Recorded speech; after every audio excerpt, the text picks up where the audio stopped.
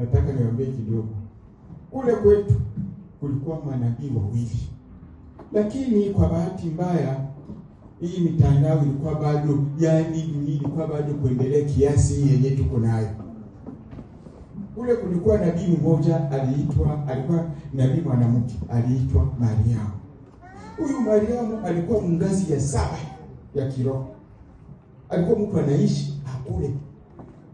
Ngazi ya 7 ya kiroho, yani anaishi hakule miaka 22. Iko anafanya safari, analala hapa, lakini anasafiri, anaenda Marekani, anaenda fasi nyingine kwenye mkutano mbalimbali za injili, anaenda, lakini kwa pale.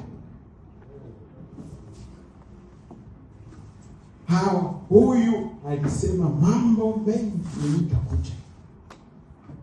Kulikuwa na mwingine baba mmoja naye aliitwa Njugwe, naye alikuwa kule kule. Yeye alikuwa anatembelea Mguru. Alikuwa anavaa kofia moja za kaske ya mweupe, anatembea. Lakini akitoka Bukavu anataka enda kwao. Anataka enda ngambo za Luhija, ndio ilikuwa kwao. Yeye watu akimpatia lift, anaambia wale wasafiri, asema mwende mtangulie. Iko anakukota Mguru hivi. Bwana, wewe ile gari itakuwa fika, watakutana mtu alishaikala kule zamani. Wakati anataka kwenda, kama anaenda kuinjili, kusema kama anataka aenda Ijui ama fasi nyingine, anaingia tu pembeni ya bahari, anaona atajikuta alishakuwa ngambo nyingine. Siku moja alienda Burundi. Wakati mmoja anafika Burundi, wanamzuia alete kitambulisho kwenye mpaka. Kiswahili yake ilikuwa ya mashi. Iko anaongea pale pia, na wanaona sio ni mshamba mmoja, hana anaenda, anasema nenda mkaze bakia ku anaomba kidogo, baki yote sina wako, sina wengine. Alishatambuka, anaenda pale.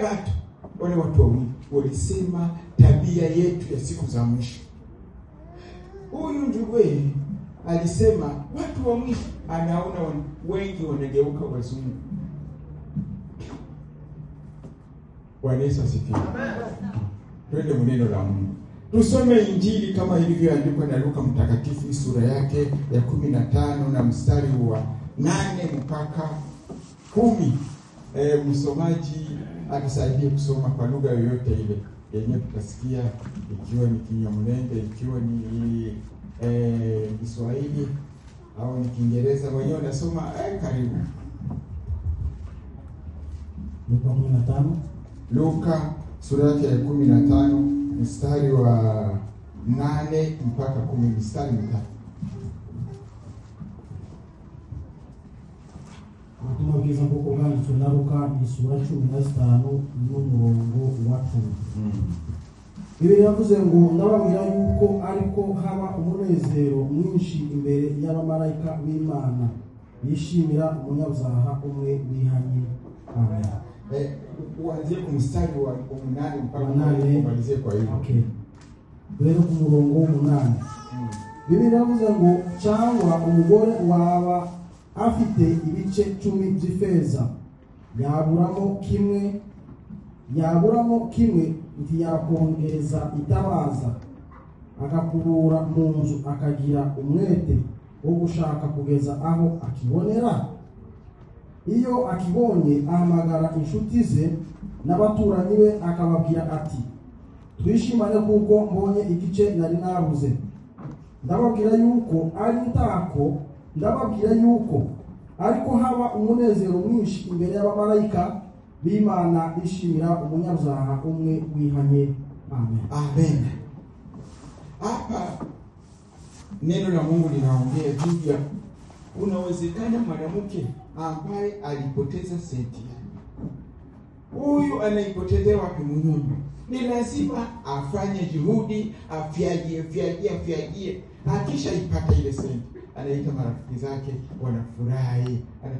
Nimepata ile senti yangu yenyewe inapotea. Na ndivyo ilivyo. mbinguni. Mtu mmoja akitubu